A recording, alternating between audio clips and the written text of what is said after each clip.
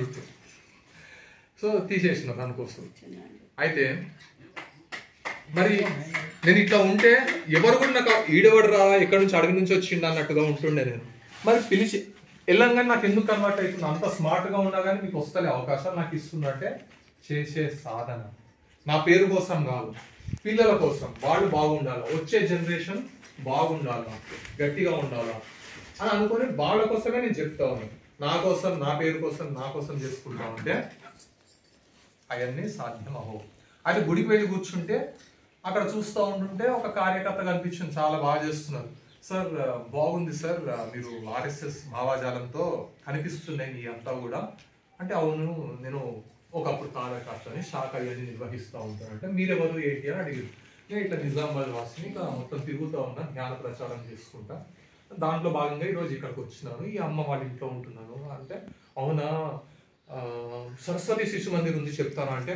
అబ్బా, అంతకన్నా గొప్ప అవకాశమా? అసలు సరస్వతి శిశు మందిర్ అంటే అసలు అద్భుతంగా ఉంటారు దాంట్లో ఉన్నటువంటి పిల్లలు. జగద్గురు బ్రహ్మర్షి పితామహ పత్రిజీ కి జై, జగద్గురు బ్రహ్మర్షి పితామహ పత్రిజీ కి జై, జ్ఞాన జగత్ కి జై, జ్ఞాన జగత్ కి జై, సాకార జగత్ కి జై, సాకార జగత్ కి జై, పిరమిడ్ జగత్ కి జై, పిరమిడ్ జగత్ కి జై, పిరమిడ్ జగత్ కి జై, సిద్ధేశ్వర పిరమిడ్ కు జై, సిద్ధేశ్వర పిరమిడ్ కు జై, నాగంపేట రాజరాజేశ్వర పిరమిడ్ కు జై.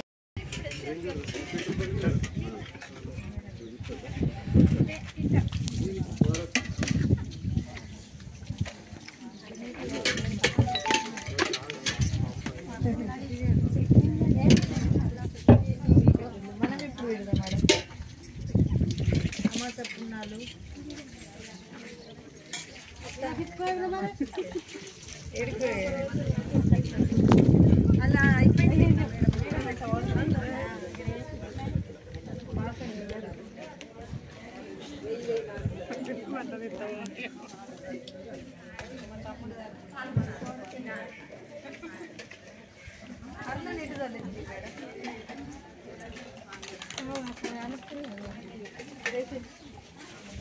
అవునా